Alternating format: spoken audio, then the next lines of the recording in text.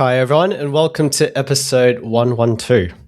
Do I say 112 or 112? I can't remember what I do nowadays. That episode of the WA Running Podcast as we record on Monday, the 13th of April, 2026. It's been a quiet weekend in Perth, but lots of action down south that included the Delirious W.E.S.T 200 miler and 100 miler, as well as one of the biggest regional road running races in the WA calendar, the Bunbury Three Waters Running Festival. All of us ran our respective pacing gigs down that weekend, and we'll tell you all about it. And finally, we will wrap up the episode with this week's Weapons of Warp. Across my screen is someone that spent 4 hours, let's say 28, 4 hours 28 out in the sun. Vici Richardson, how are you, mate? Yeah, I'm good, thank you. Thanks for having me. Hopefully you can hear me after I've just been faffing around with my microphone for the last 10 minutes going, I don't think this is working. But yeah, no, I'm good. A little bit, got a lot of sun yesterday and felt very, very tired in the afternoon as a result. Yep. Yeah, it was a great day. How big was the bus at the start and how big was the bus at the end? It was massive at the start. Yeah. And it was, just, quality over quantity by the end, unfortunately. Very good, very good. We'll hear all about it a little bit later. And then across the other side of my screen is someone that was, he's not sporting one at the moment, but he was sporting a very, very white tash on Sunday, and it kind of looked like Joel Gray was bringing his dad to work. Pacing the 3-hour bus. Chris, the Metronome Show, how are you, mate? Good, mate. Yeah, that moustache, I'm glad it's gone. But it was very fun to pair up with Joel yesterday and, look like father and son. It was interesting. Yeah, Joel was telling Dad to slow down a little bit on the bus as we got carried away with the pace a couple of times. But, no, it was a great day out. And like Vicky, got absolutely torched by the sun, just kind of standing around like after the event. And then I didn't feel it so much yesterday, but when I woke up this morning, I just had the worst headache. So I think dehydration and a bit of sunstroke or heat stroke probably got to me in the end. But great day, great weekend, and had a lot of fun. Beautiful. All right, we'll hear more about this shortly. How about we just quickly go through our week leading up to the event? Maybe we'll start with you, Chris, since we've got you. What was taper looking like heading into the 3-hour pace gig? Yeah, so I ran, because I knew I was going to be resting on Saturday, I ran Monday this week, just went for a short jog.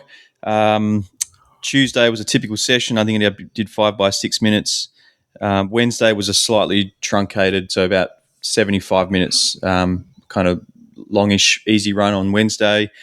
Thursday did a shorter session, like 3 by K and 3 by minute with Smirilli at Lake Munga. Caught up with a whole bunch of people there. It was another very social morning down at Gallup this week. There was front runner teams. There was Team Tina teams. There was double people out there, so that was good. And then Friday did a short jog at lunch at work, and then Saturday was a nice restful day. And I felt like, coming into Sunday, I felt very, very well tapered. So still did 100 after the race. I still done over 100 Ks for the week, probably awesome. More than I would typically do for a marathon, but still wanted to get in a week's training, I guess, and so didn't taper too hard for it, but legs felt very fresh on Sunday. So even though Shelley took me for a hike up Maidens on Saturday night unexpectedly, but which was raising a few eyebrows at 8 o'clock at night. But I know when you were sending through the photos, that looked very dodgy. Very, very dark photos in terms of post feed. Yep, but that was good. Good week. It was a good week of running anyhow, and the weather has changed seemingly this week. We had some spectacular mornings to run in this week, and legs are now feeling good, and hoping that after maybe a light week this week, I'll get back into training. and start looking forward to a few races that I happened to buy tickets for over the on Friday. I went a bit of a spree and bought tickets to a few races. So I'm excited what the next few months hold leading up to Transcend. Are you going to reveal said races, or are you going to keep that in your pocket for now? When we guess we can talk about it. You want to talk about it now? Yeah, go for it. What are you signing up for? I was going. I wanted to. I think I said before I wanted to do HPF half, but I think I wasn't sure what kind of shape I'll be in, and I still don't think I'll be in great shape by then. But I've signed up for the 12K, which is good. So I'm excited to do that. I don't think I've done that probably 12 years ago or something. It's been a very long time. But yeah, it'd be interesting to see what that feels like running 12Ks on a reasonably good course. Maybe one of the best courses, Vicky might say. But I would say the best course. Yeah. So that'd be good. And then what else have I got? I got Bibra Lake Half Marathon. Signed up for that. Nice. Yeah. That'll be a bit of fun. And I figured that's probably a better time for me to be in a bit of shape. So I've got a few months there to pull myself together. And then there's a couple of Marathon Club events in between, just as a bit of race stimulus to kind of keep the training interesting for a little while. Have a bit more fun. I feel like last year I raced 2 races all year. Yeah. And so this year I wanted to be a little bit more less kind of precious about my races and hopefully just have a bit more fun. So that's what I've got going on. Very good. So, Bibra, pretty flat heading into Transcend. So you weren't thinking of doing any like PTS Winter Series stuff potentially, or? No, I'm stingy, so I didn't want to pay too much money, to be honest with you. So I will do King of the Mountain, which is a Marathon Club event in either July or June. I can't remember when it is, to be honest with you. I think maybe it's late June. That I'll do that as a bit of fun. I think it's 16 Ks and through Helena Valley, and some reasonably technical sections. From what I understand, I haven't run it before.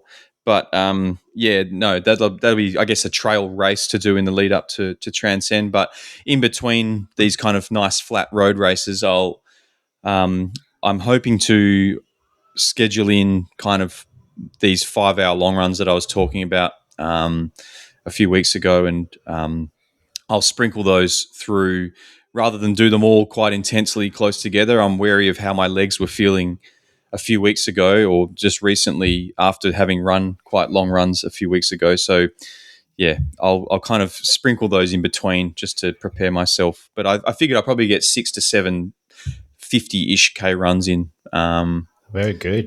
Yeah, between now and Transcend. So very good.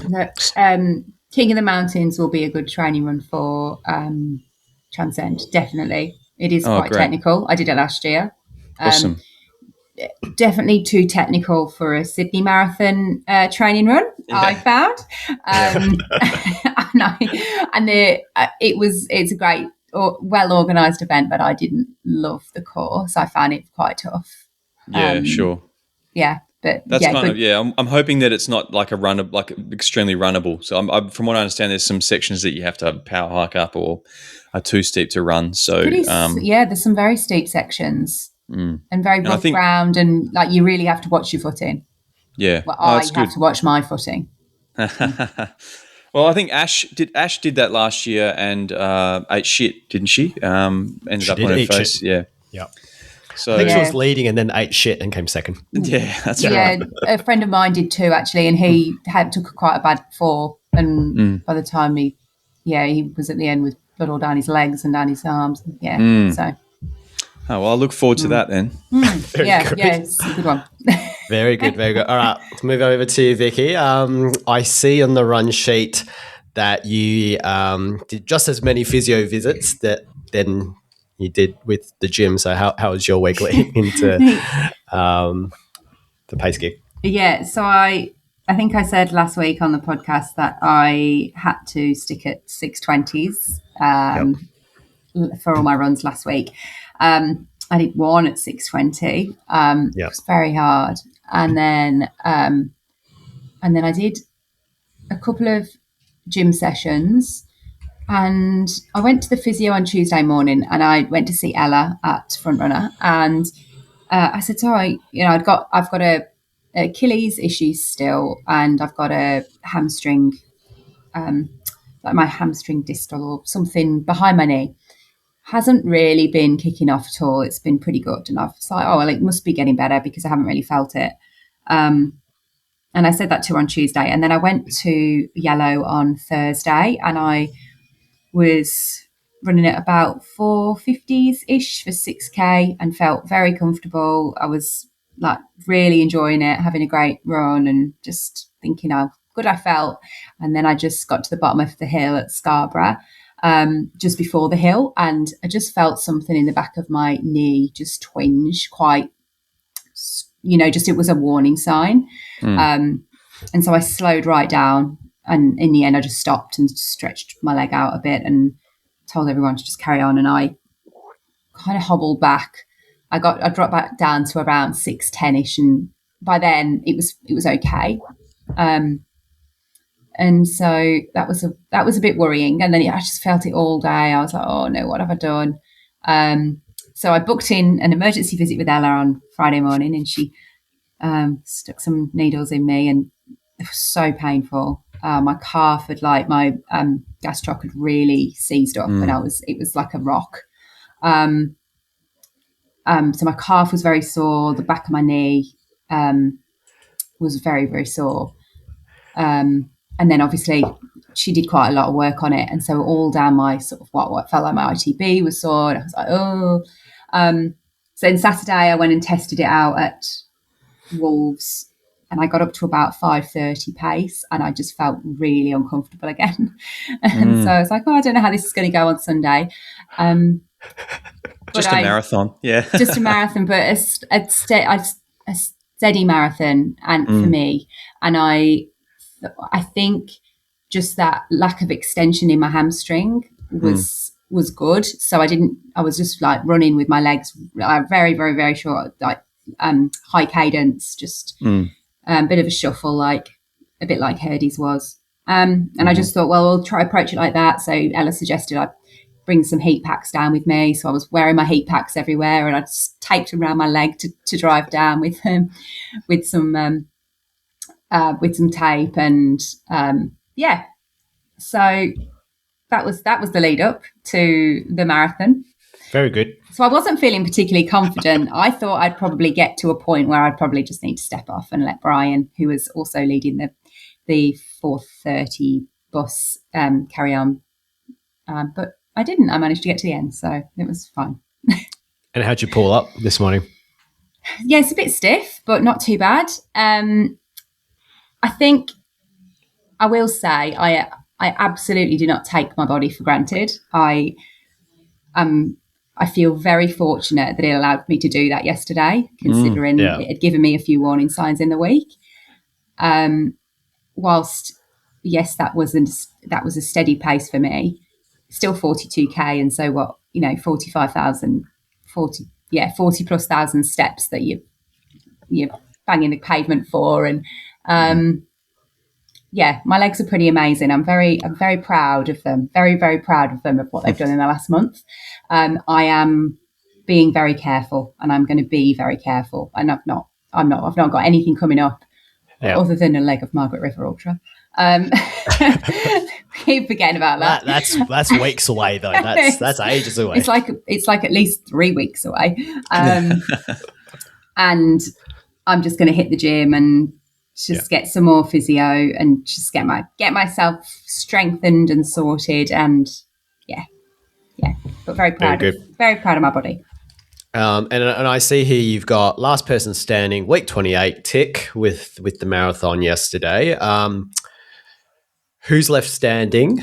Or is there's plenty still to come? There's about 20, maybe 28 people still standing. That I might have got that number slightly wrong. It was a few weeks ago when they gave the last check-in, but I think there's about 21 men and about 7 women. There's some amazing runners in that group that are all doing very big events. And I think it's going to go for a while. Okay. Yeah. So, I saw Matt is still doing it. yeah, he is. I've noticed that each week, that's basically his only run for the week. And each week his pace stays the same, more or less. It's always still 450s to 5-minute Ks, which is incredible considering he hasn't run for a long time. But his heart rate grows up every week. So, And you're looking at it very closely. Yeah, exactly. Yeah. I don't know. I've been trying to figure out. The next few weeks are fine. I'll tick off the distance really, really easy pace, or just run, walk in, and not put too much pressure on myself. Margaret River Ultra, I'm not sure that weekend what I'm going to do, because I think the leg I'm doing is about 16k, something like that. I don't want to do 2 big runs that week, so I need to do the leg of Margaret River Ultra and then add on either end. So I'll have to figure that out, probably with some soft sand running in the middle. Or just continue running the legs. Maybe. Yeah. Well, somebody this morning was offering me a place in their team to do either leg. I think I'm doing leg 3, so either leg 2 or leg 4.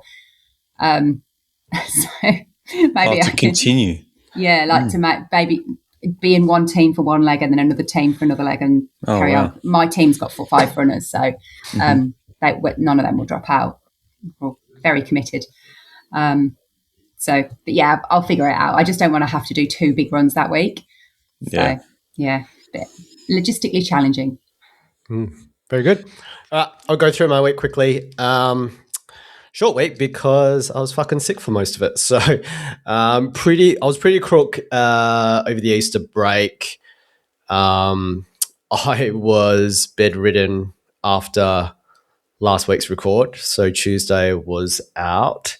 And then Wednesday tried to make it to a run down the coast. So, it was Ash's birthday. So we did a bit of a run there. I think I only managed to do 10Ks. I was meant to do 75 minutes.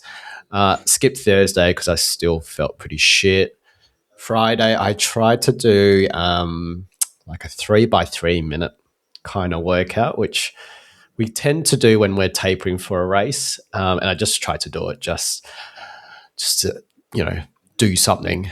And really struggled to do that. So that was quite a short workout in the end. And then, Saturday was just 30 minutes in strides, really. So really only covered about 20-ish Ks before Sunday. And then I kind of doubled my weekly mileage on the Sunday, did about 30 Ks, which included a warm-up and cool-down with the half marathon. So still feeling not amazing.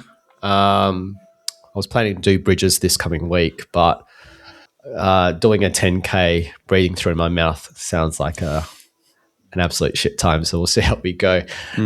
Bridges wasn't meant to be an A race or anything. It was just more around finally doing a 10K distance for once. So I'll assess how we go. It's somewhat a taper week.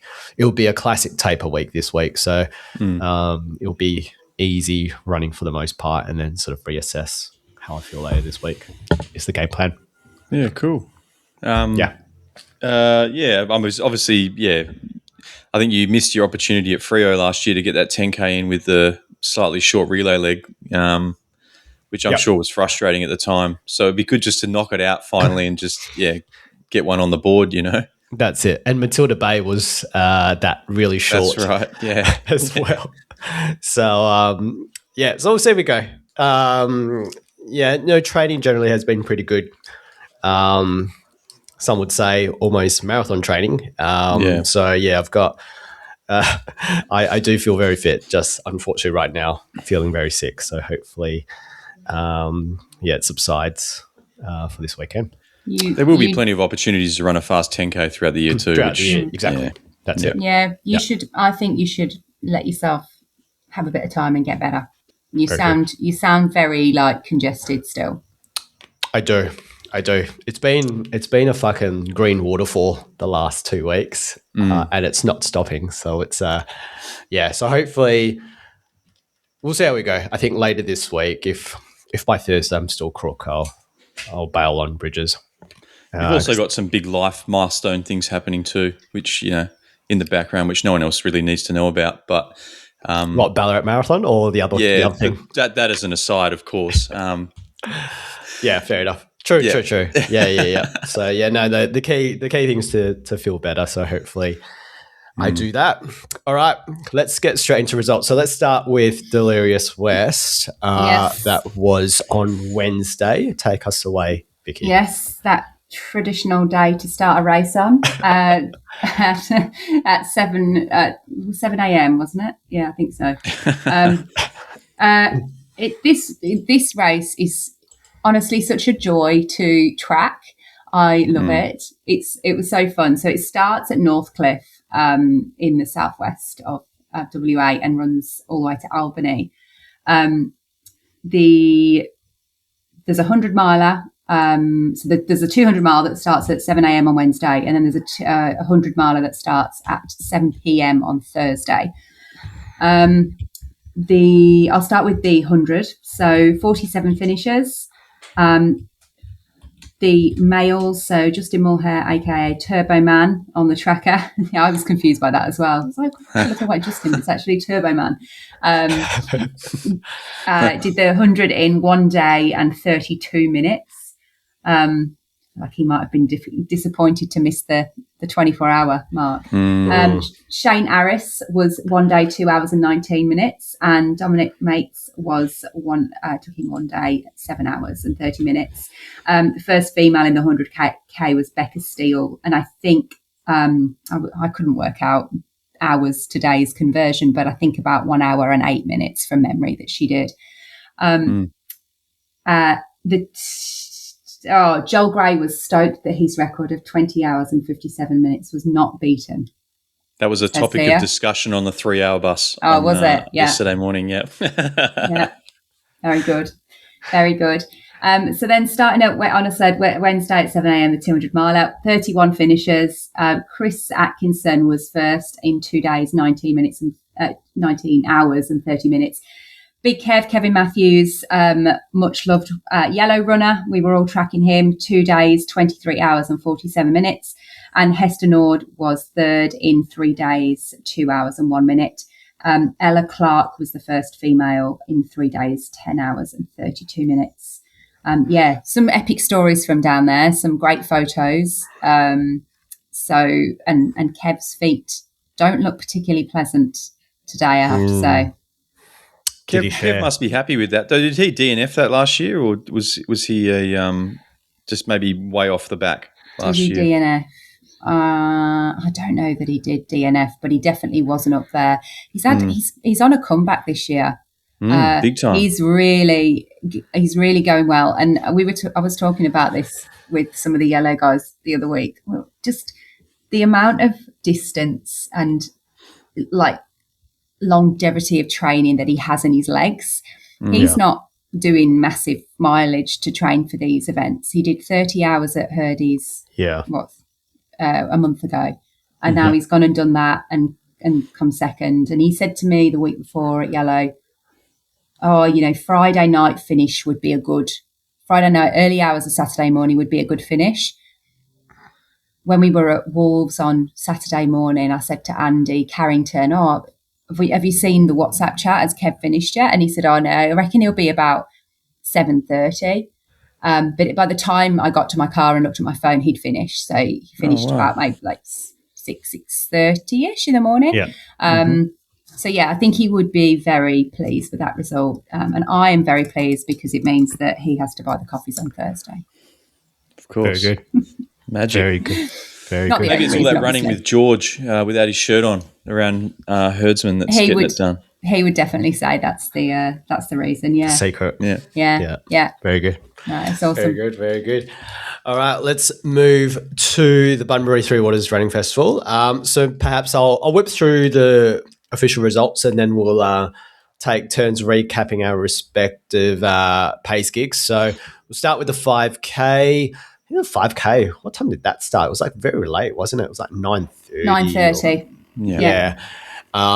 So the 5K in the men's, that was taken out by Scott Taylor in 16:46. That's pretty swift there. And then we've got Daniel Moore coming second, 18:41, and Daniel Barbetti in 19:05. In the women's race, we had Janelle Jurgensen in 20:32, Caroline Mader in 21:59, and Katie Moxon in 25:18. In the 10K, in the women's race, that was taken out by Debbie Donald in 37:39, Caitlin Hindmarsh in 43:31, and Neve Gostavino in 44:46. Unfortunately, in the men's, there was a bit of a lead bike fuck up, which resulted in two guys running insanely quick 10K times. So good of the Bunbury Runners Club to award joint first and joint second. But what we have here is Matthew Georgie running a very quick 25:58. I think he ended up running like seven and a bit Ks in the end. We had Ambrose Foley coming right behind him in 26:55. Technically, Philip Peterson coming first in 37:04, Jordan Dane in 37:32, and Alex Davidson coming third in 38:22.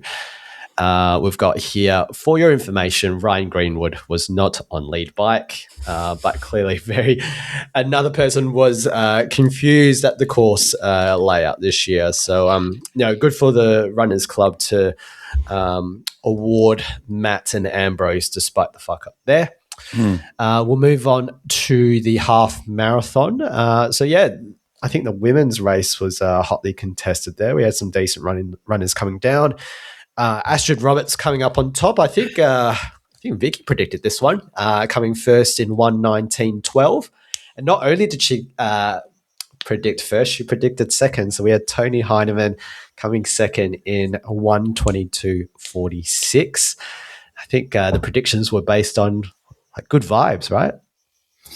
Yeah, I felt a bit bad after last week's podcast record because you kept throwing me under the bus by throwing to me and getting me to tell you who I think is going to come first, second, and third when I have blatantly very little idea. And yet I picked two of the female podiums. So, yeah, there we go. I'm going to be more confident in my back myself a bit more, I think, from now on. Very good, very good. Mystic Mac in action there. And then Lauren French coming third in 1:23:08. In the men's race, that was taken out by Vlad. Must have been running on his own in 1:15:01. Coming second was Nikola Donlagic in 1:17:27. And I did bump into Denzel. He did listen to last week's podcast record, and he did sit behind Matt Smorelli until the very end and sprinted past him to take out third place in 1:18:12. I think Matt was 1:18:17 in the end. So the young legs got it done. And then finally in the marathon, we had Liam Kamudu taking out the win. Probably the most casual 2:39:20 you will ever see there. Was barely breaking a sweat. Coming second was Reece Shaw in 2:46:29. And rounding out the podium was John Pence. I think John was running with Liam at the start and faded slightly, running a 2:47:42. In the women's race, that was taken out by Anna Watts in a 3:05:41. I think Anna's coached by Mick Francis, who was Tina's first coach down Bunbury Way. So good to see Anna running well. Melissa Jolie coming second in 3 hours, 12 minutes, 17 seconds. And coming third was Kylie Durwood in 3 hours, 14. Very good there. Let's kick off the recap. So we'll start with you, Chris. So 3-hour bus. How was it? How's the morning heading into the start at 6:30, and how did the race unfold for you?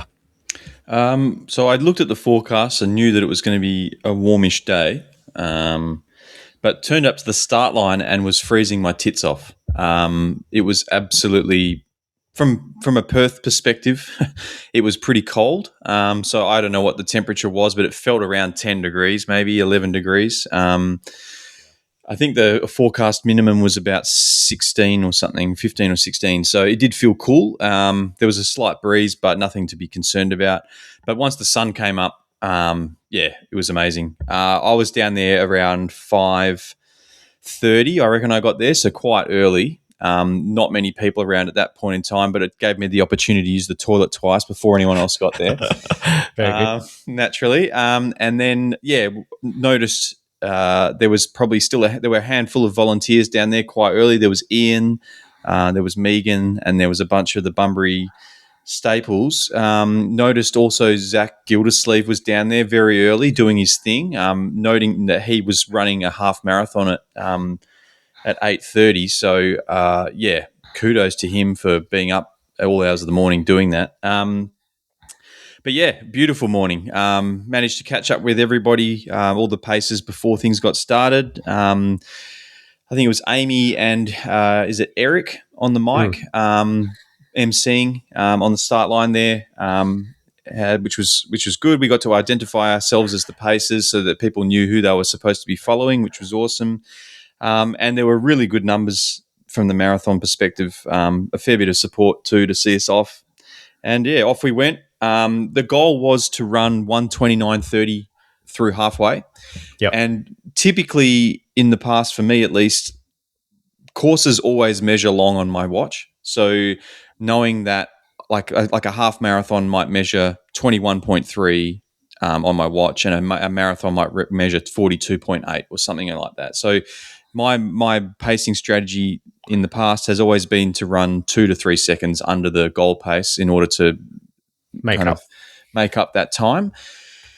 Unfortunately, this time the course on my watch measured short, and it's a certified course, so I'm not suggesting the course is short at all.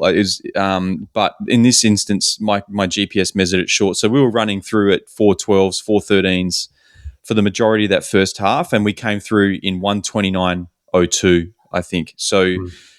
When I was coming down the hill from the lighthouse, I looked at my watch and I thought, because I'd had lap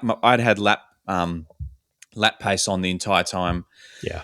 And I thought, shit, we're a bit quick. It says 1:28 on my watch, and we're about 40 seconds from the halfway mark. So that was a little bit frustrating. But I think, given it was a cool morning, it was, I don't think that we would have burnt too many matches for people that were on the bus. We had a good chunk of people in there, way more people than I had expected, to be honest. We had about 12 people on that bus at halfway. Yeah, crazy. Which was really cool to see. A couple of familiar faces. We had Bryan Lip. He was like kind of hanging off the back. We had Adam, I'm forgetting his last name, Brennan maybe. He was off the back. He came to the Warp Run a couple of weeks ago. And yeah, just a few guys that, were, had in and around that pace for the last few marathons. And then, it was good vibes in there. Everyone was talking, or we were talking at least. I'm sure I was talking too much, probably just distracting myself from the fact that I had to maintain that pace for 42 kilometers. So, but it was cool to see like a lot of familiar faces coming through, like whether it was passing, you guys in the pink Barbie bitch bus, coming through town again on that around that 9-10K mark, and then seeing all the people up the hill. It was really good to have Joel there because every time I kind of didn't look at my watch for about 800 meters, Joel would just whisper over my shoulder, "Bit hot, mate," and I'd have to then dial it back a bit. So, it was good. Really good teamwork there from us. But I guess after we went through that halfway mark, we kind of figured, hey, we're just going to run a 1:30 dead second half, and just come in at 2:59, and that's more or less what we did. We came in at 2:59:03. We had a pretty slow last K though, I'll be honest. So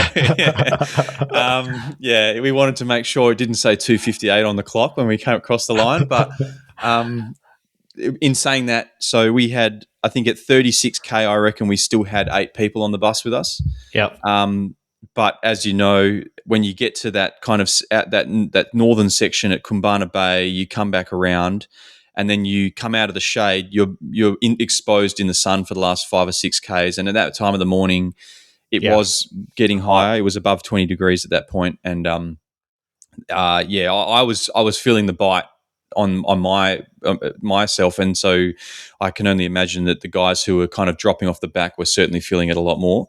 We were passing drinks around, like trying to make sure that everybody was hydrated, but inevitably you do lose people to cramp and things like that.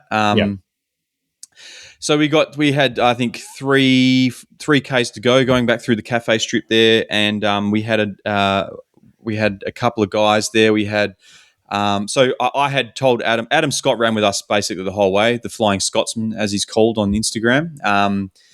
He ran with us more or less the whole way. He might say that he was pacing the 3-hour bus, but I can assure you it was Joel and I doing the job. But no, I urged Adam to push on at about 35K and just like, mate, you're looking strong. Just piss off and go and run a quicker time. So he ended up finishing, I think, 2:57 something. He'll be very happy with that after his run at Perth last year. But we had beyond Adam, who was on the bus for the majority of the race, we had Sean Trombetta, we had Michael Hennessy and Josh Padley all kind of follow us through to the finish line, which was awesome. And then Bryan Lip, unfortunately, like kudos to him, he was off the back of us for 30 Ks. It wasn't until we got to the lighthouse the second time that I could actually see him coming down that switchback. And he was right there. And, of course, he had his phone out, so he was filming us, which was great. But he looked very comfortable at that point in time. And I think, I think Bryan likes to run his marathons as a negative split and has been running them quite aggressively that way for all of his marathons this year. So he might go through halfway in like 140, but then run the second half in like a 120 something to get him down around that 305 mark, So, considering we went through 129 in a halfway to get through and just finish 20 seconds shy of 3 hours after having run a sub 20-minute park run the day before is exceptional work from him. But I as far as I'm aware, I think that's probably the most sub 3 hour runners, not just on our bus, but in everybody that was well ahead of us too, in all of the years that I have run that race, like in the last kind of 3 years prior to that. So that's kind of awesome to be a part of that. It made me reflect on, 2 years ago, Simon, when we ran there and we tried to break 3 hours there, and there was just you, me, Adrian and Rob running as a 3 hour bus and maybe 2 or 3 people ahead of us. Things have changed. And I feel like, I don't know if it's the podcast that has done that or if it's us kind of bringing light to it or if it's just the event and running growing as a whole, maybe a combination of things. But it's awesome to see and to be able to contribute to people's races on, for a big goal race like that. I noticed that James Richardson, who ran last year on the 3 hour bus with Perich and Ritto, he ran 2:55 this year, which was cool. So he ran a PB. But it was an awesome day. Joel did a fantastic job. He was great value having there, just constantly talking, just having yarns about stuff completely unrelated to running half the time. And that's what makes the time pass, right? Awesome. What I really liked was that we had K markers. And Ian highlighted that to us, on the briefing on Saturday. And what they do at Bunbury, which I think is fantastic, is they count down those markers, which I feel psychologically is way more advantageous than trying to realize, I'm now at 38 Ks and I've got 4, the number getting bigger. Smaller. The number getting smaller is better than the number getting bigger. I feel. I thought it was odd initially, but as you're racing it, definitely feels much better. Yeah, because you can break it down into manageable portions that way. Like you think, I've got 12 hours. Well, that's roughly an hour's worth of running. Or 12. I've got 12 kilometers. That's roughly an hour's worth of running. Or I've got 5K. Well, I've got a park run left. It's not or a cool down. It's not a tough thing to swallow when it's that way. So I really enjoyed it. It wasn't. I was expecting it to be harder than it was for me personally. I knew Joel would be very comfortable, and I think I made that clear in the last few weeks. Just thinking, I was worried I might get to 36K and then have to pull off. But no, it was good. I felt strong. My calves are rocks today, but that's, I think, a good sign for my fitness. I just want to be faster at the top end of stuff. So I think that's what I need. It highlights to me that's what I need to work on, not so much the endurance. Yeah. Awesome. What was I going to ask? So obviously the course has changed in the last couple of years. So you go through Kumbana Bay a little bit, which is somewhat flatter than what was previously the Bunbury course, where I think the old course you would do the swamp and then you go back on Ocean Drive and go further south, which was a bit of a rise. What's your opinion? Because you've done both sets of courses. What would you prefer, particularly when you're running at that sort of 3 hour, sub 3 hour pace where you are running, pretty quick, 4:15s and below. Obviously the new course is flatter, but you're also zigzagging and you're switching directions quite a bit. So, do you have a take on preference between elevation versus, having to change directions and slowing down? Yeah, well, I think the thing that hasn't changed, but that's kind of quite narrow and like quite wobbly section of the course on the waterfront, in front of the cafes and stuff. That hasn't really changed in my memory from that course maybe 4 years ago. But what is amazing to me, and I spoke to Vlad about this after the race, is how on earth did Dean run a 67-minute half on that course through those chicanes and stuff around the cafes? Is quite unfathomable. As a workout. Yeah, as a workout. Really impressive. But I feel like that part of the course, while it is narrow, it is in some ways my favorite part of the course, because it does. There are lots of people around, and there are people. There's an opportunity for your family to come and support you, or your friends, whatever. You've got people on the cafe strip who are just passive spectators, just cheering you on. And I feel like it's probably a part of the course they couldn't cut out without then more road closures, which would make the event, require more organisation, make the event more expensive and less accessible. And so I think to keep the community vibe, I think that section, that part of the course should stay. There is always going to be, where there's those sections with two-way traffic. Like we almost had an incident where we had a half marathoner running toward us, and we were kind of single file running, maybe at that point, 8 or 9 of us running through. And because there's a bunch, the bus was full of men, so there were no women on the 3-hour bus, and some of these guys were quite broad. It made it quite difficult to pass two-way traffic, especially when these guys are fatigued and not thinking straight. So as much as we yelled, keep left, single file, they were kind of poking their heads out around the corner of the guy in front of them, and then they nearly got their head taken off by someone coming the other way. So, yeah, I mean, what can you do? I'm happy with the course as it is. I think it's better than the original one, which ran up Ocean Drive, because that was a very lonely section of the course. Yeah. And I do like that you kind of go all the way around Kumbana Bay now and come back through, which is great. There was the section of the course from 2 years ago, or even last year, which is now paved under the north side of the bridge, so you don't have to run through these tree roots and stuff. That's all now paved, which is good. And yeah, I still think it's a flat course. I appreciate there's some slow sections of it, but I still think going up Ocean Drive and then around the swamp, that section of the course is one of the best sections of any course in WA. I think, because that view of the ocean in the morning, that first, when you're going up toward the swamp and then coming back, that first kind of 10 Ks is pretty special, I think. Especially when you get a morning like we had yesterday. That was a stunning morning. And I guess there are shady sections of the course too. Around the swamp, shady. The north side of Kumbana Bay is quite shady. They're just the last 6 Ks is the least shady, I suppose. So I guess you could potentially, what you could do is flip the south and north side of Kumbana Bay and have the shade on the last 6 Ks. But sure. I think that means you have to like change from going clockwise around the course to switching to anti-clockwise for a section, which would make it problematic in other ways, I think. Yeah, true.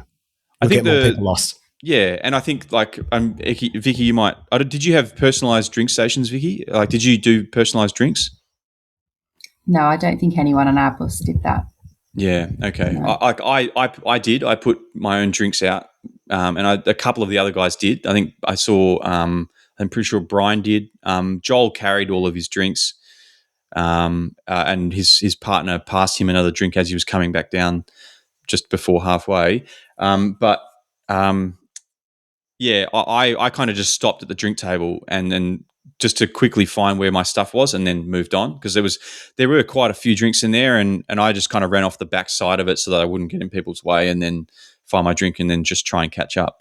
But I think that was like a game changer for me. Like I tried it a few years ago, but I wasn't probably comfortable with the fueling strategy back then to really take advantage of that. Whereas this time around, I'm a bit more confident in how many carbs I need and how much water and sodium and stuff I need. So having that as a reliable source that I could have there for me on race day and not have to carry two kind of 500 ml flasks on me, meant it was like I could travel light and it felt good. So yeah, I just applaud the club for, making it easy for us to do our job, given this is the first time they've had paces. It was everything a pacer could ask for, beside my GPS measuring, marginally short.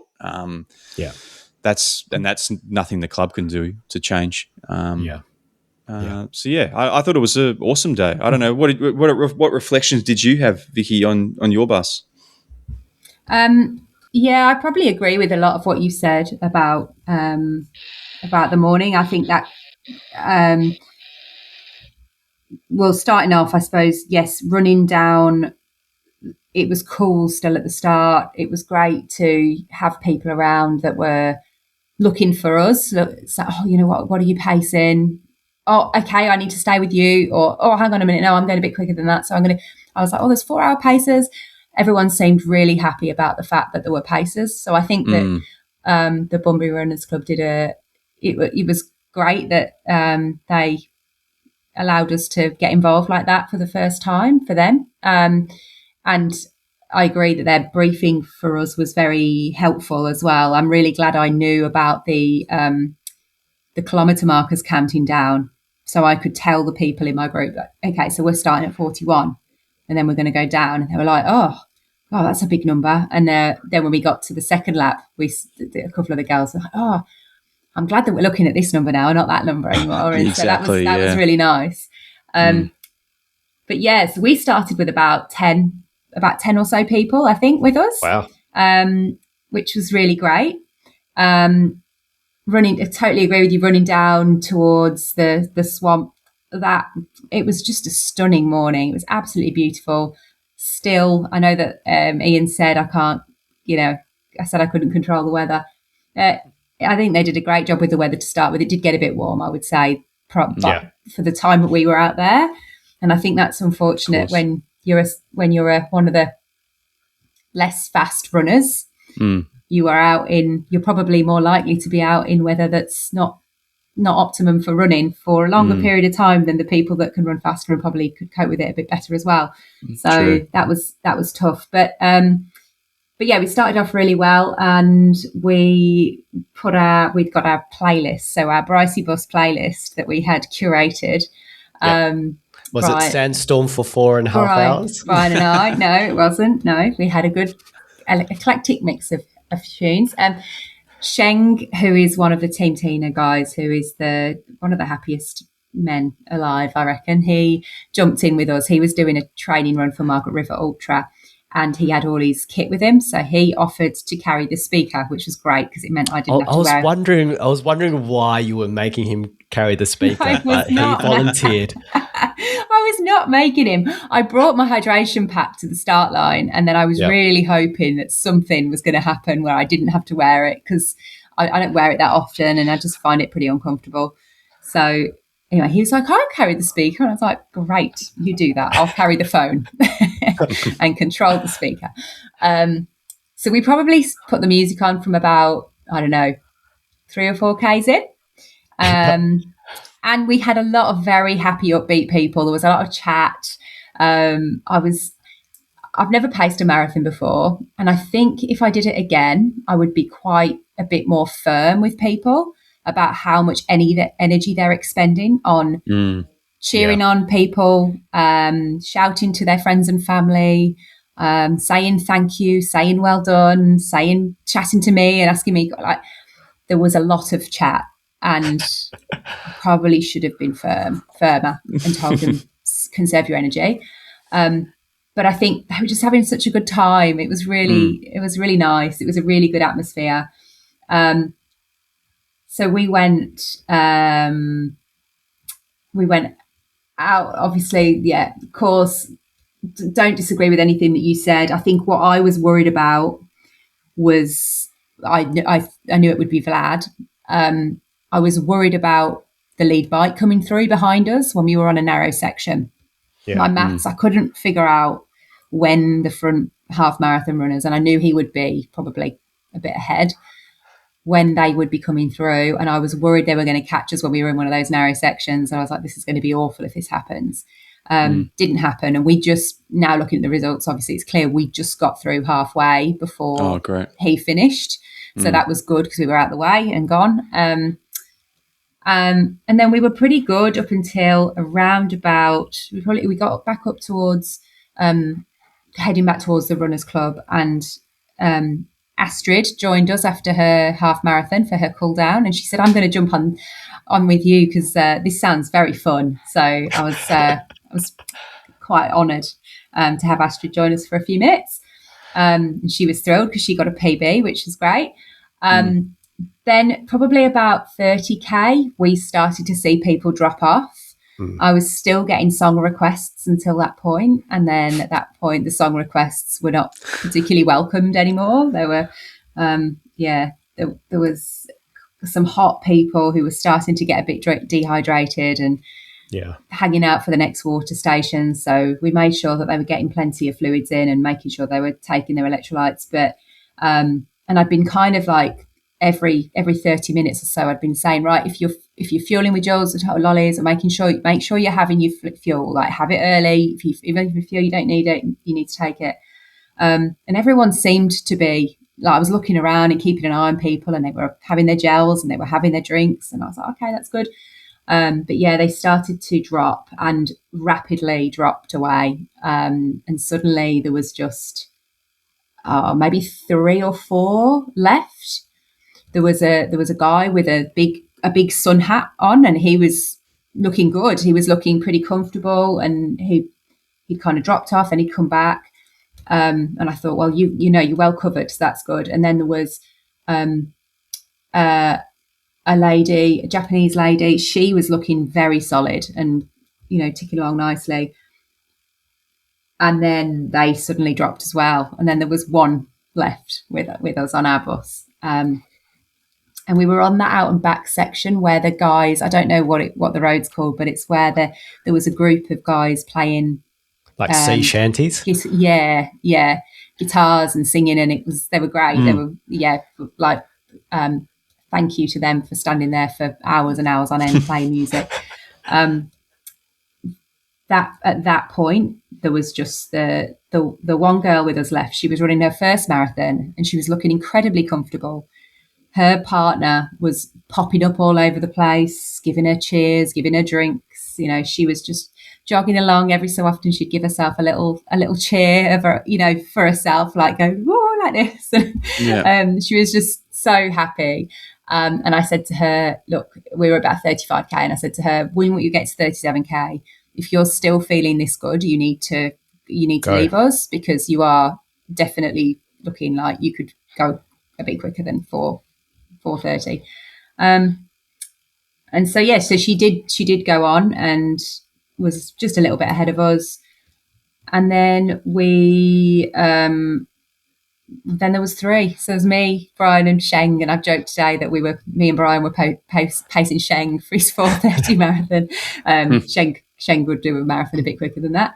And so we did finish a little bit quick. I agree with you, Chris. I was really focused on my watch, and I was making sure that we were bang on, to the point where I was even pulling people back. I was actually shouting to the group, you need to calm down a little bit. Come on, slow down. I know you feel good, but let's calm it down.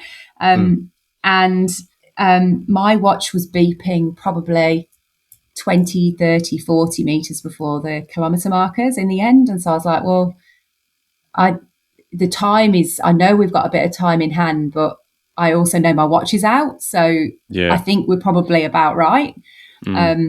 And then, and I couldn't figure it out. I was like, well, my watch was very early and progressively earlier. So we finished in 4:28:07. So we were. I think the longer you're out there, the harder it becomes to pace it close to the time, because the margin is so much wider, and you have to really or narrower, I guess you would say it is. To the amount of deviation you can have is so narrow at that point, because if you're out there for an extra hour and a half, it's a long period of time. But I think you guys did an exceptional job, and I'm sure the club would say the same. I feel like we all came in under, which was good. I don't think anyone went overtime, which would have been the cardinal sin. If we'd had someone aiming for a time and then we finished a minute late, we would have been up shit creek. But that would have been awful. But it was I've never done that race before, and I was thoroughly impressed by the club. Reminded me a bit of a race in the UK where you've got local running clubs putting on races for club runners, but also for people doing their first marathons and half marathons and so on, that obviously got all distances covered. I know they changed a few things this year. They changed the time of the 10K and of the 5K and put them back. So it'd be interesting to see whether they feel that worked well. From my perspective, it did, but there was a few spots on the course where we had people coming through behind us that were the 10K runners coming through behind us.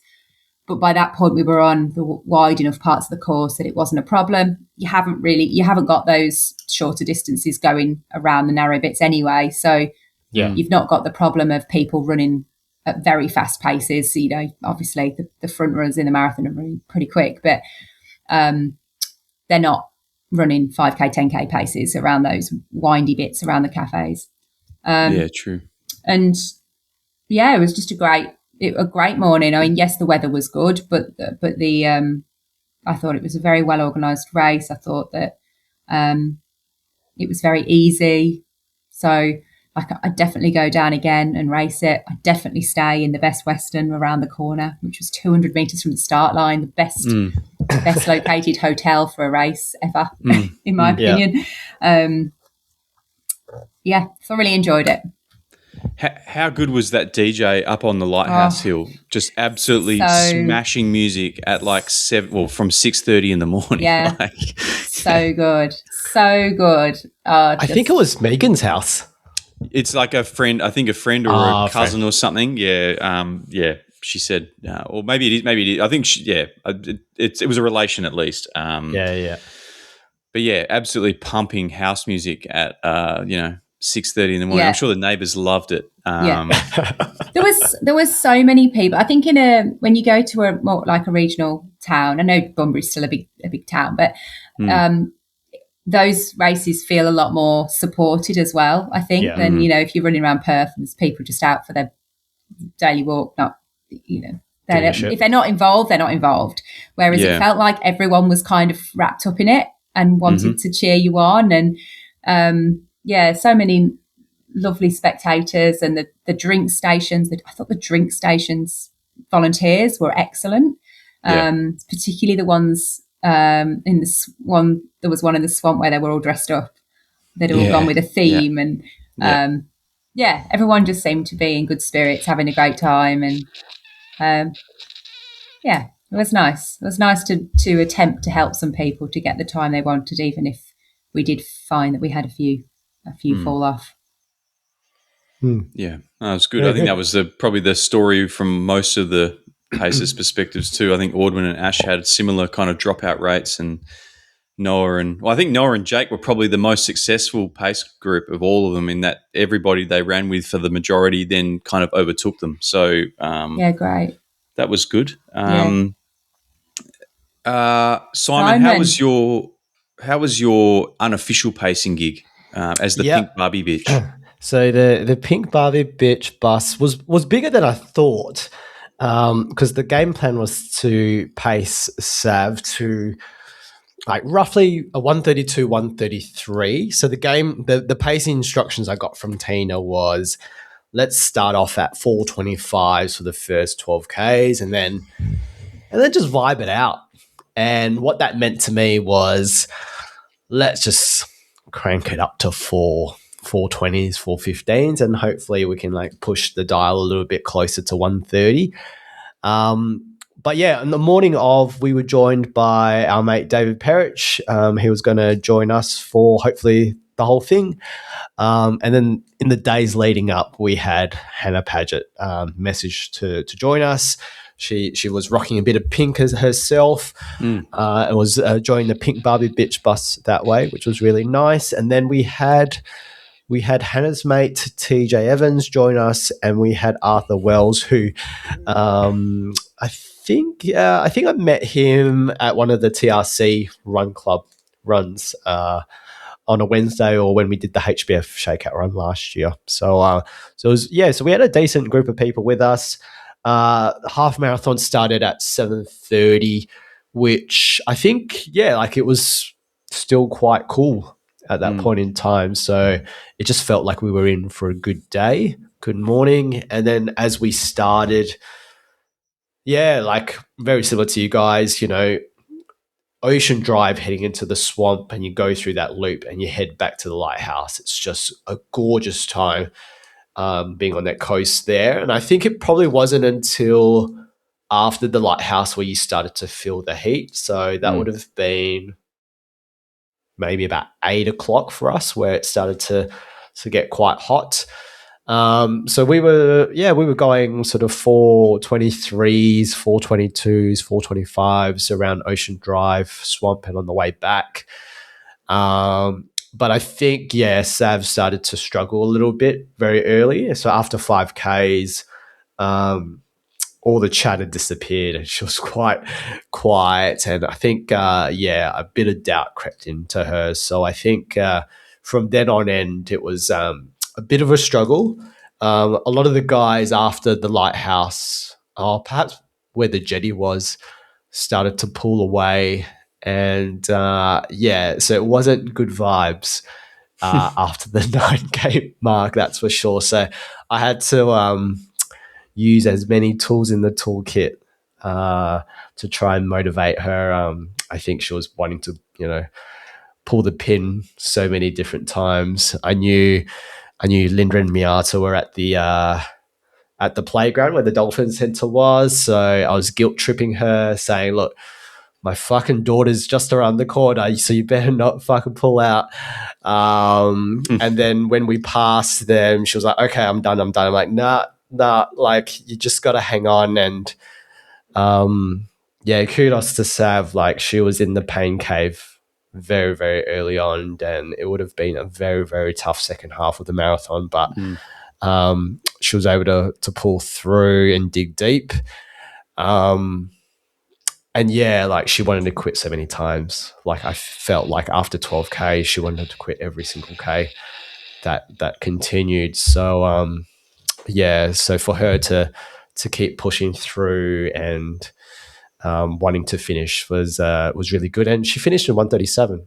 So, not too far off like the 132, 133 we had planned. So we didn't really slow down too much. And considering that there was a couple of walk stops and a couple of times where she just literally just stood still and didn't want to continue, she did really well. So I'm sure she's probably going to sulk for the next couple of days, but I think she'll be back on the bandwagon. So, and I just sort of messaged her. I was talking to her a bit later, sort of saying, well, if you did quit, you would have fucking regretted it.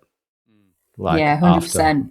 100%. After it was all said and done. So, and this is kind of good mental toughness training, for her to feel that shit and still complete the race. It's it will serve her well as she ramps up her marathon training. So yeah, got the job done. And I think, the bus, I think Perich, I can't remember what Perich got. I think you ran 132. Yep. So kind of stuck to the plan, which was good. And then I think Hannah, TJ, and Arthur was anywhere between 133 to 135. So they weren't too far ahead of us.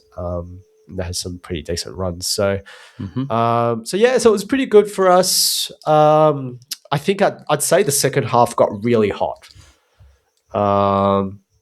And I think for the half marathon, it was actually quite lonely, sort of in that 135 to 140 range, which was a bit of a surprise for us. So we were on our own for a large part of that second half of that race. But all in all, great event. I always love going down to Bunbury. It's like my 5th time in a row. So let the streak continue, I say. Yeah, definitely. And I think I was speaking to Ian after the race. I think he was so pleased with how the pacing went this year that I think they're keen for us to help out and potentially get a half marathon group together as well next year, which would be awesome to have 8 half marathoners running something between 1 hour and a half to 2 hours, or something along those lines. Yeah, 2.5 hours. So, I guess we'll keep our eyes peeled for how that develops next year. But I think super successful event. One thing I wanted to just quickly say was Liam obviously, wasn't training for a marathon, came down and put down a 2:39, which it looked like he was jogging the entire time. The thing that I realized today is that he went through halfway in 1:22 and ran the second half in 1:16.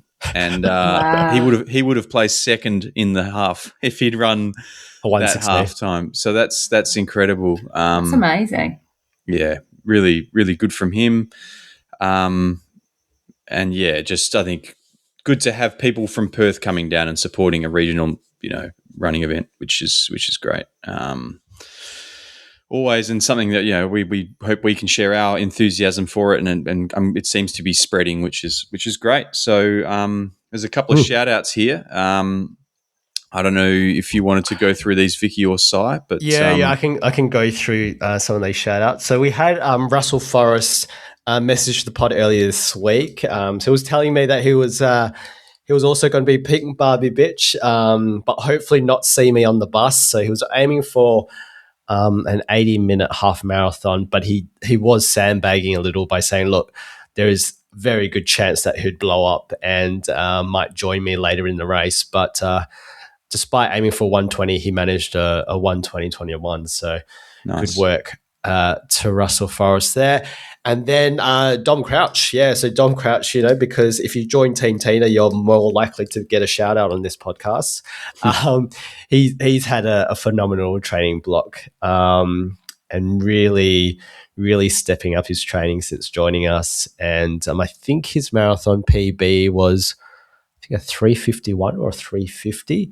And look, I'm sure he would have wanted something closer to a 3:20, but for him to smash out a 3:32 and an 18-minute PB is phenomenal stuff from Dom. And I think if he continues this trajectory, he's going to get faster and faster. So was training the house down. Those 3-hour long runs after a session on Saturdays aren't easy, and he was doing it week in, week out. So a time for him to be proud of, that's for sure. And then Peter Watson messaged the Warp Instagram account yesterday, and I'll just read the message out. So he says, "Hi guys, just wanted to give Chris, Vicky, and Simon a massive thank you for all your efforts. I know the pod is only possible because of your donated time and commitment to the running community.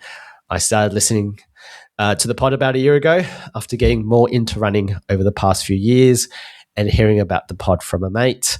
I ran HBF and PRF last year, and Bunbury this morning was my second half marathon. The training series was fantastic and taught me so much about fueling and prep, enough that I smashed my PB from last year and broke 90 minutes. Love your work, and so glad that something like Warp exists for WA. Thank you so much. Which was Lovely really nice. words. Very nice to hear. Yeah. Despite what some people might think, this is something that we do donate our time to. So, and are very happy to do so, of course. So, just pleasure to be a part of it, really. Yeah, very good. Yeah. Before we move on, I'll talk about my Airbnb story. Please. So it's school holidays, so we decided to stay down for a couple of nights for the Saturday and Sunday night. I was talking to Tina because we went to lunch after the morning before they drove back to Perth, and Tina was just asking, where I was staying, and I was trying to describe the Airbnb. It's like this little cottage. It's really cute. It's got really high ceilings. It's been renovated. Looks pretty sick. Sort of, gives us ideas in terms of, us renoing our house once we move in. And I told her the street. I said, it's on this street. And Tina goes, I used to live on that street. I'm like, oh, really? Oh, well, I'm staying at 11. And she goes, fuck off. That's my childhood house. What? So, That's we've been crazy. staying at Tina's childhood house, and so it's been done up, and it looks absolutely spectacular. But fucking small world. So you were sleeping in Tina's bedroom. Tina's bedroom has been turned into a staff only quarters, and it makes weird noises in the middle of the night. So we think it's fucking haunted. And Tina was saying, oh yeah, when I was a kid, I used to hear like these like random footsteps in the middle of the night, and so we heard it as well.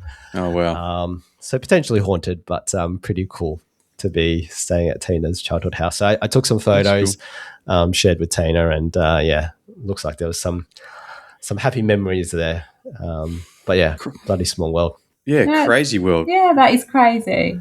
Absolutely crazy. So that was my Airbnb story. It was pretty cool. And I think with Bunbury Running Festival always in the school holidays, I think it's always something that we'll always do. We'll probably make a trip down and be involved in one way or another. Yeah, definitely. Beautiful. All right, let's move on. Oh, sorry, Vicky. No, I was just going to say one last thing. I just wanted to say, I've said this in WhatsApp messages, but I will just say a big thank you to Chris again, because Chris was instrumental in organising for sure the various different interviews. Went down to Bunbury on at least one occasion to be part of some of the Bunbury Runners Club events. Organised and rallied us all as pacers, and big thanks, Chris, and also a big thanks to the Bunbury Runners Club for letting us be involved, because I got a free entry to the race, and that's not something I'd take for granted. So it was really nice of them to allow us to pace and have a free entry as kind of payment for that.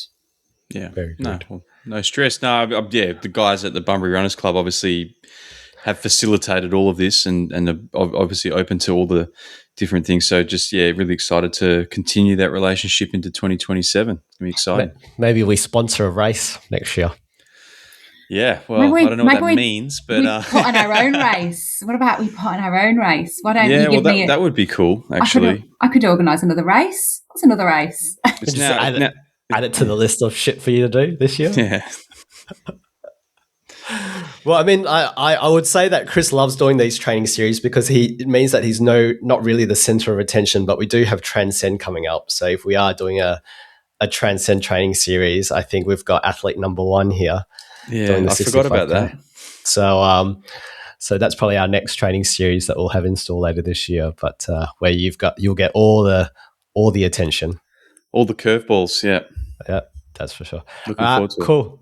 Let's quickly go through upcoming events. So this coming week, we've got Bridges, the state 10K road champs. That is run on a footpath. So that's on the 19th of April, starting at Barrack Square. We've got the Timu Joondalup Half, aka the Lake Rumble Run. So that's on Sunday, the 26th of April.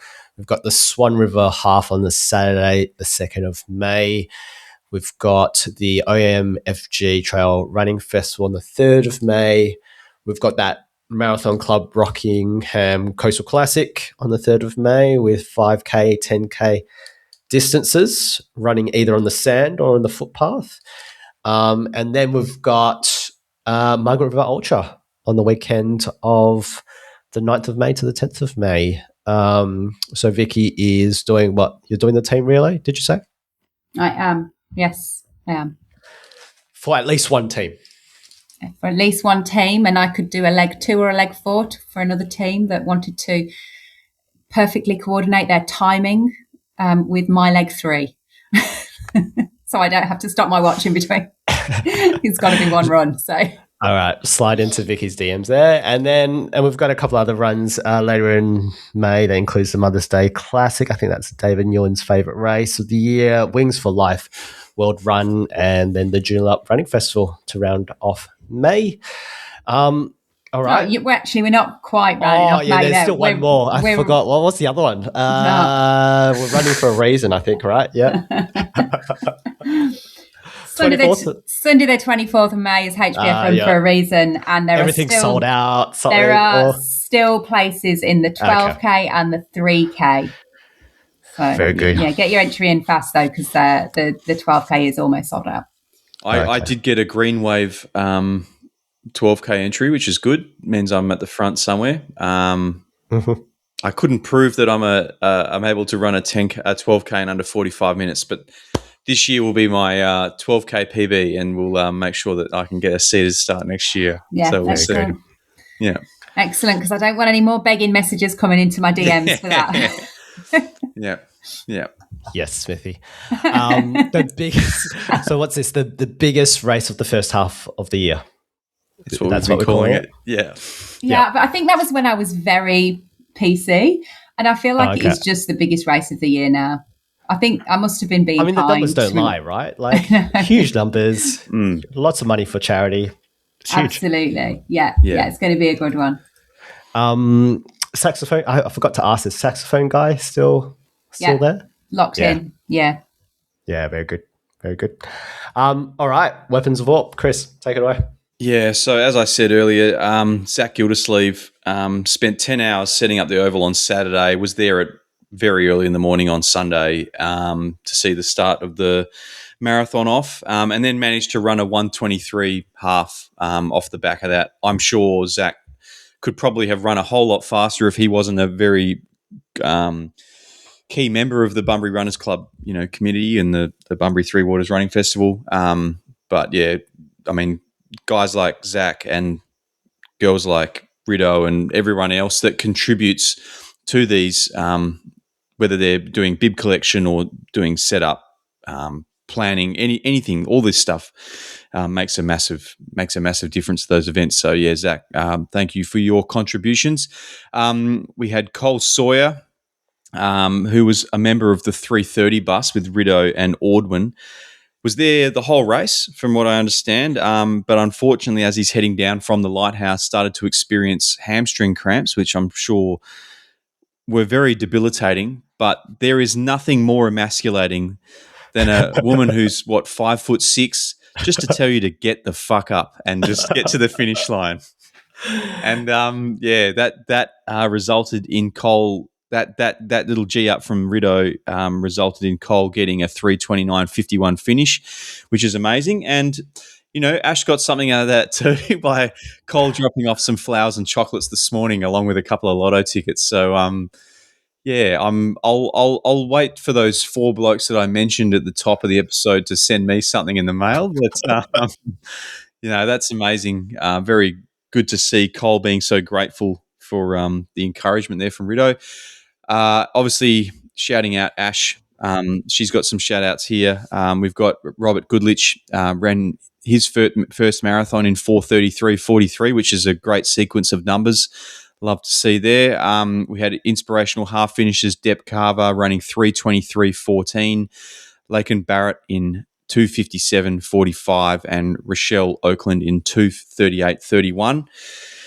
Obviously, the men's lead bike in the 10K. I'm not sure who that individual was, but worthy of a weapon nomination nonetheless.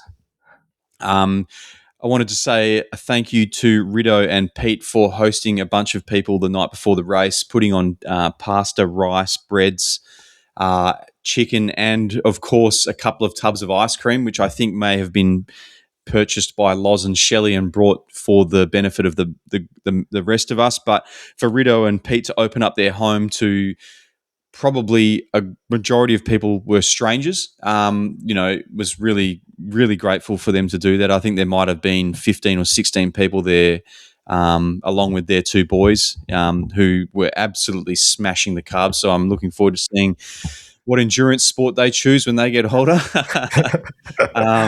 And of course, wanted to finally shout out Dan Bowbridge for heading down with young Flynn to spectate without really telling anyone, which is, surprised me on the start line, or it surprised me the day before at Bib Collection. And then saw him all over the course on Sunday. And I don't think I got a single heckle.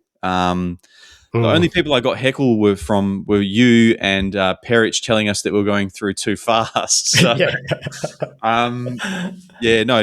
very supportive from Dan, and obviously, being kind of part of that broader Team Tina network.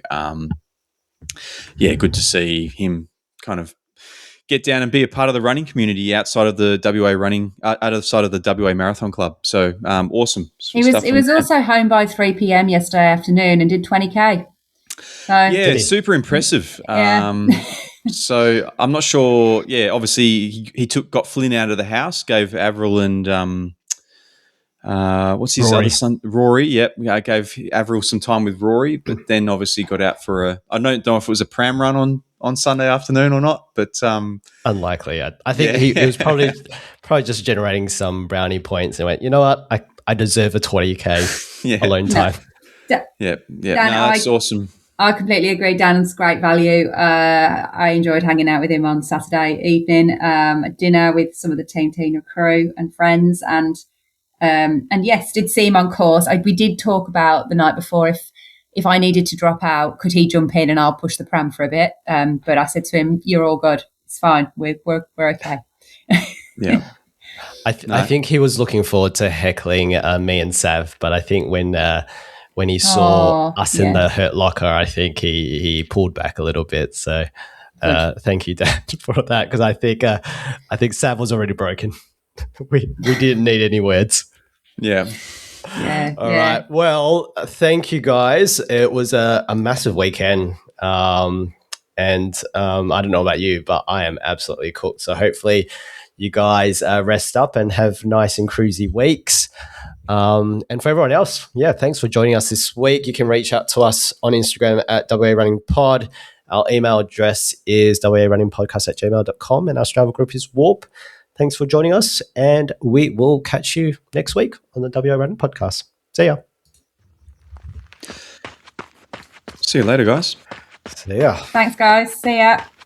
Oh yeah, love that tattoo on your ring finger. Is that the one? No, the tattoo. Depends who you're asking, I think. What are we going to do with the 16 ice cream scoops now that Bunbury's done? We'll have to film it. We need to do an Instagram live. Yeah, there'll be in or either in person or Instagram live, and so I can document and prove that I can eat 16 ice creams inside of an hour. What's your plans for Bridges? Are you going to come down to Bridges? I will probably have a little ride on my bike, come down and say hello. Yeah. Those markets at Elizabeth Quay might still be on. Do they do soft serves, do they? Possibly. We can look it up this week. There might be. Just one every couple of minutes on the bike. Yeah. I'm sure the ride home would be very pleasant after that. Shit in the river.